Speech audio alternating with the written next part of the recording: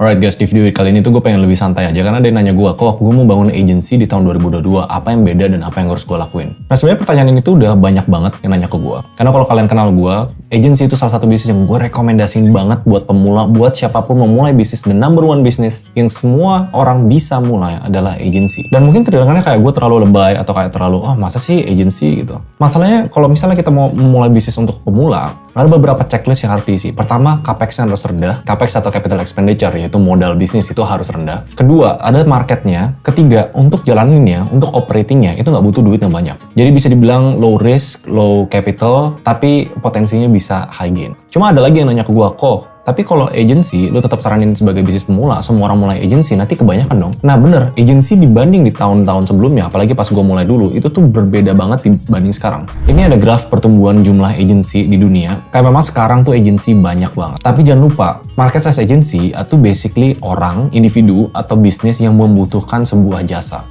Dan gue bisa dengan 100% bilang semua bisnis butuh jasa. Butuh jasa marketing, butuh jasa produksi, butuh jasa operation, butuh jasa copywriting. Semua bisnis dunia butuh itu. Tapi beberapa dari bisnisnya itu punya preferensi untuk gue hire full time aja deh. Ada yang suka hire part time, ada yang suka project basis. Nah sebenarnya kalau agency mikirnya tuh kayak gini. Ada sebuah bisnis yang core bisnisnya adalah misalnya tukang reparasi mobil. Nah, tapi reparasi mobil ini kan mereka butuh ngelakuin yang namanya campaign. Nah, campaigning atau bikin event itu bukan core bisnis mereka. Jadi mikirnya gini, mereka nggak mungkin hire full time karena belum tentu selalu ada kerjaan dan itu bukan core mereka. Jadi mereka ngapain? Mereka hire agency. So, sebenarnya background dari kenapa agency sampai sekarang bahkan sampai ke 10 tahun kemudian itu bakal survive. Itu konsep ini, supply demand. Selalu bakal ada demand-nya. Tapi ini tips paling penting, supply-nya makin banyak, gimana caranya kita bisa dapat demand itu. Nah, itu tadi background-nya. Ini menurut gue 3 tips yang paling penting di tahun 2022 atau moving forward, kalau kalian mau sukses atau memulai sebagai agency dan bisa dapat omset miliaran. Temanya cuma satu, how to stand out.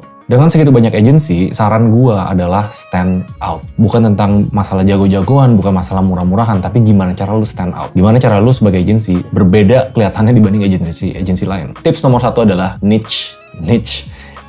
Kalau misalnya orang Google cari jasa desain, yang keluar mungkin bisa ribuan, puluhan ribu, sampai ratusan ribu. Gue akan remind lagi sebelum kalian mulai, cari niche-nya kalian. Misalnya kalian jago di desain, gak masalah gitu. Tapi niche itu kalian mempersempit lagi skill-nya. Misalnya desain khusus untuk VTuber, misalnya itu adik gue. Desain khusus untuk fintech, desain khusus untuk UI UX, dan dikhususin lagi untuk aplikasi health tech. Dan itu yang harus dikerucutin banget, bangun reputasi di niche-nya kalian. Atau misalnya copywriting, kalian mau kasih jasa menulis. Banyak orang yang bisa nulis artikel, tapi banyak yang bisa bikin tulisan untuk email blast biar converting ke purchase. Atau namanya sales copywriting. Nah itu yang harus dilakuin perlahan-lahan. Find your niche biar lu nggak saingan di market yang berdarah-darah. Kalau bingung soal niche-nichean, coba kalian kasih di bawah kalian punya skill apa. Nanti mungkin kita bisa figure out bareng-bareng niche-nya tuh apa. Yang kedua, ini kayaknya udah gue bahas di video lain, yaitu build reputation not portfolio.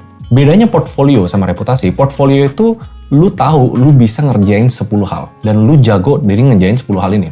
Nih lihat nih background gue gitu. Tapi masalah gini, dengan tema stand out di 2022, bangun portfolio itu nggak cukup. Lu bisa kerjain 100 project, tapi kalau misalnya 100 orang nggak tahu lu ngerjain 100 project, gimana cara mereka hire lu? Mereka bakal hire siapapun yang mereka tahu yang udah pernah ngerjain 10 project gitu misalnya. Bahkan lu bisa jadi lebih jago daripada mereka, tapi mereka bisa dapat market share-nya kalian. Kenapa? Soalnya yang mereka bangun adalah reputasi. Nah bedanya reputasi dengan portfolio, reputasi itu sifatnya publik. Jadi kalau misalnya kalian kerjain klien, kalian minta, mau nggak nih di diskon 10%, tapi lu promote bahwa gue berhasil ngelakuin campaign lu kayak gini.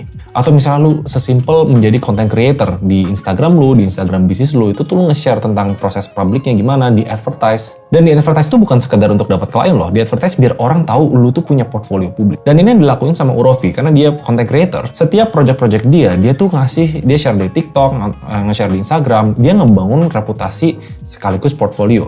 Jangan sembunyiin apa yang kalian udah lakuin, kalau bisa beberin kemana-mana bahwa kalian sukses ngelakuin sebuah klien. Kasih diskon ke kliennya kalau kliennya willing untuk refer ke klien lain atau dipromote. That's reputation. Itu yang kalian harus lakuin untuk stand out di tahun 2022 ini. Yang ketiga itu account management. Nah pasti banyak yang agak asing dengan kata ini. Account management, account itu sebenarnya sesimpel as hubungan kalian dengan klien. Kalau misalnya kalian lagi tender nih atau lagi pitching, misalnya kalian ngelihat klien kalian sebagai klien, ya nih kasih the best offer, kasih the best price, semoga dia bisa deal sama gua. Tapi di mindset kita, ya client vendor relationship, relasinya tuh sebatas, oh lu butuh jasa gua bisa kasih jasa lu. Nah in reality ini yang menurut gua paling susah untuk dilakuin.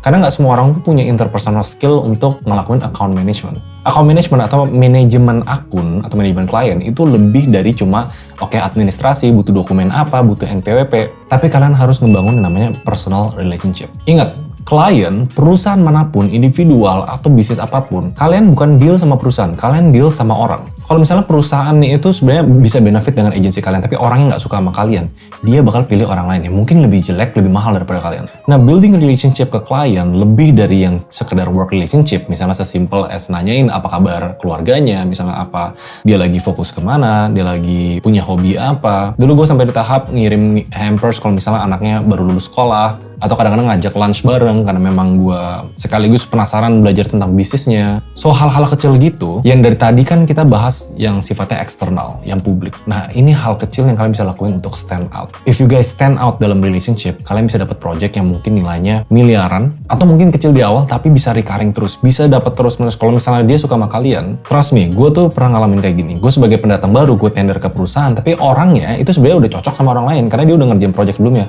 Jadi dia tender tuh cuma sekedar untuk formalitas. Akhirnya gue nggak ada kesempatan sama sekali untuk dapat projectnya, akhirnya dia dapat project. Dan itu akhirnya setelah gue pelajarin, gue udah all out di project itu. The next clients, gue make sure gue punya good relationship sama perusahaannya. Sama orangnya yang merepresentasi perusahaannya. So menurut gue itu 3 tips yang paling krusial menurut gue untuk stand out ngebangun agency 2022. Nah kalau misalnya kita membahas teknis tentang incorporation, tentang cash flow, tentang hiring orang, jujur gue kepikiran untuk bikin course terpisah atau kayak video series terpisah yang bener-bener kupas tuntas dari pertama, ide, niche, cari klien, sampai administrasi, invoicing, tax, sampai cold calling, sales calling, negotiation. Tapi kalau misalnya dibikin di YouTube, gue rasa itu bakal panjangnya naujubillah. Menurut kalian good idea nggak sih kalau misalnya gue bikin komunitas, atau gue bikin grup, atau gue bikin course yang sifatnya end-to-end, tapi spesifik ngejelasin agency? Karena jujur gue sangat-sangat rekomendasi semua orang yang mau mulai bisnis pertama sebagai bisnis agency. Low capex, low opex, dan punya potensi upside yang tinggi banget. Kalau menurut kalian good idea, komen di bawah. Kalau kalian ada ide atau kayak saran lain, atau yang kalian yang mau tanya,